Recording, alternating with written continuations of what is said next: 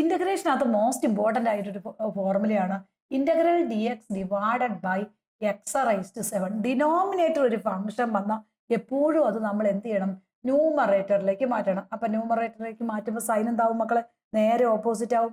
അപ്പൊ 1/x7 dx നമുക്ക് എങ്ങനെ എഴുതാം, x⁻7 dx എന്ന് എഴുതാം. ഇനി ഇതിന്റെ ഇന്റഗ്രൽ വളരെ സിമ്പിൾ അല്ലേ, -7 ഒന്ന് കൂട്ടിയാൽ -6/-6 പ്ലസ് വരും. Then integral d x divided by x⁻5 dx ആണെങ്കിൽ എന്ത് വരും, ഇത് നേരെ മുകളിലോട്ട് പോകുമ്പോൾ x⁻5 dx എന്ന് വരും. അപ്പൊ അതിന്റെ ഇന്റഗ്രൽ എന്ന് പറഞ്ഞാൽ x⁻4/-4 പ്ലസ് വരും.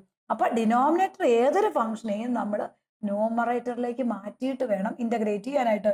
Then another example dx divided by x⁻2 എന്ന് വെച്ചോ, നേരെ ന്യൂമറേറ്ററിലേക്ക് പോകുമ്പോൾ x⁻2 dx ആവും. പോസിറ്റീവ് ആണെങ്കിൽ നെഗറ്റീവ് ആവും, നെഗറ്റീവ് ആണെങ്കിൽ പോസിറ്റീവ് ആകും.